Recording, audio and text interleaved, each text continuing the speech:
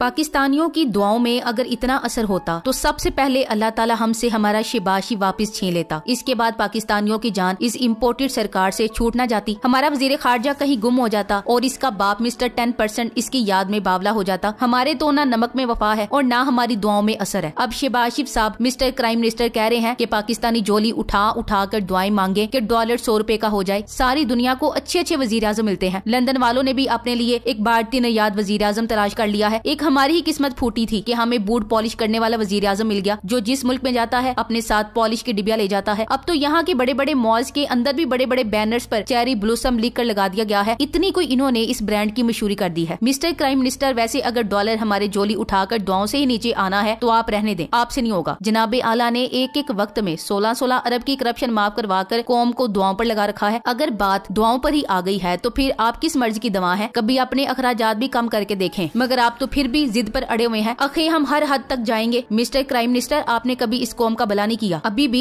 आप पूरी जान लगाकर कुर्सी को साथ घसीट रहे हैं। शर्म या आप में बाकी नहीं रही। लोग कह रहे कि इंतखाबात करवा दें, हमारी जान छोड़ दें, मगर आप जिद लगाकर बैठे हुए हैं। IMF के सामने आप लेट गए हैं। तो हाडा भी बस ओ हिसाब है, पल्ले नहीं धेलाते कर दी मेला मेला। जब से हुकूमत में आए हैं सरकारी खजाने पर बोझ बने हुए हैं। एक धेला भी आपने सरकारी खजाने में जमा नहीं किया। कोई आपको टैक्स देने तो क्या, थूकने पर भी तैयार नहीं है। उल्टा खजाने से पैसा निकाल निकाल कर गैर मुल्क की दौरे करते हैं। वहाँ बड़े बड़े होटलों में ठहरते हैं जैसे डॉलर अमेरिका की नहीं आपकी करेंसी है। माले मुफ्त दिले बेरहम की आप अमली तफसीर हैं। और ये बात करते हुए हर बात को इशारों की जुबान में बयान करने से आप मजीद पागल लगते हैं। अल्लाह का शुक्र है आपके साथ चलने वाले और सामने बैठने वाले सारे गूंगे बहरे नहीं होते, बस किसी किसी को दिखाई और सुनाई नहीं देता है। अब अल्लाह करे कि पिछले 2 दिनों में परसों से डॉलर नीचे जा रहा है। खुदा से पूरी कौम से मेरी दरखास्त है कि वो झोलियां उठा के दुआ करे कि डॉलर जो है वापस 100 रुपए पे आ जाए तो वारे न्यारे हो जाए। आपने जो एक जोड़ी कपड़े बेचे हैं, इससे एक थैला आटे का मिला, वो भी सलीम साफी ले गया। अब आप अवाम के लिए बकिया कपड़े कब बेच रहे हैं? शहबाज शरीफ ने सूद पर कर्ज लेकर लाहौर में ऑरेंज ट्रेन बनाने पर तकरीबन 400 अरब रुपए लगा दिए। ट्रेन को नुकसान में चलाने के लिए हुकूमत सालाना अरबों रुपए देती है। इसी रकम से ट्रेन की बजाय फन्नी तालीम के हजारों इंस्टीट्यूट बना देते तो लाखों नौजवान हुनरमंद हो जाते, इन्हें बाइज्जत रोजगार मिलता। मगर इसे क्राइम मिनिस्टर को कमीशन नहीं मिलता। और शहबाज शरीफ ने आज तक ऐसा काम करने का कभी सोचा भी नहीं जिसमें इन्हें किक बैक्स ना मिले। बल्कि अगर कभी ऐसा हो जाए तो शहबाज शरीफ अपना नाम बदल देंगे, मगर कमीशन नहीं छोड़ेंगे। इधर खैबर पख्तूनख्वा में PTI ने हुकूमत छोड़ी, उधर खैबर पख्तूनख्वा को दहशत गर्दों ने निशाने पर रख लिया। क्या वफाक का फर्ज नहीं था कि वो दहशत गर्दों का रास्ता रोकते? खैबर पख्तूनख्वा को दहशत गर्दी के हवाले कर दिया गया। हुकूमत को फवाद चौधरी को डराने और धमकाने से फुर्सत मिले तो इसका ध्यान किसी और तरफ जाए। इसकी पूरी तवज्जो इमरान खान पर नाअहली थोपने और कलेजा चबाने वाली खातून की ख्वाहिशात को पूरी करने पर है। इस कलेजा चबाने वाली डायन के वापिस आते ही पहले दिन बस खाई में गिरने की खबर, फिर 10 बच्चे पानी में डूब गए, पेट्रोल की कीमत में 35 रुपए इजाफा और अब पिशावर धमाके में 93 शहीद हो गए। मतलब 93 खानदान उजड़ गए। ऐसी कौन सी मनूस सर्जरी करवा के आई है ये? नून लीग का माजी में वतीरा रहा। इनकी हुकूमत को जब भी मुश्किलात का सामना करना पड़ा तो इंडिया से जानबूझकर बॉर्डर पर कशीदगी करवाई जाती थी। इस बार माली वसाइल की अदम दस्तयाबी के बाइस इंडिया से लड़ाई तो कर नहीं सकते, लिहाजा मुश्किलात और इलेक्शन से भागने के लिए इन्होंने गंदी सियासत का आगाज किया होगा। पिशावर वाकये की शफाफ तहकीकात करवाई जाए। याद रखें शहबाज शरीफ ने कुछ दिन पहले बयान दिया था, हम हर हद तक जाएंगे। अब तो लिफाफों और लिफाफियां भी इनकी कश्ती से छलांगे मारने लगे हैं। मलिहा हाशमी ने ट्वीट किया है कि मरियम नवाज जरा लोगों के पास जाएं, लोग अपनी चप्पलें उतार कर मारेंगे। ये हाल कर दिया है इन्होंने मुल्क का। इनको अब बिल्कुल भी डिपेंड नहीं किया जा सकता। ये शानदार बयान सन्ना बुच्चा ने दिया है। इस पर PDM के बाकी सहाफियों का मौकफ सामने आना अभी बाकी है। हालात इस हद तक बिगड़ चुके हैं कि अब कोई भी नून लीग और PDM को सपोर्ट करने को तैयार नहीं है। पटवारियों में गैरत जागने का सिलसिला शुरू हो चुका है। पहले हामिद मीर और अब सना बुच्चा। याद रखिएगा ये मफाद प्रस्त हैं और रहेंगे। ये कभी भी माफी के हकदार नहीं हो सकते, क्योंकि अब ये एक बार फिर इमरान खान की तरफ आएंगे।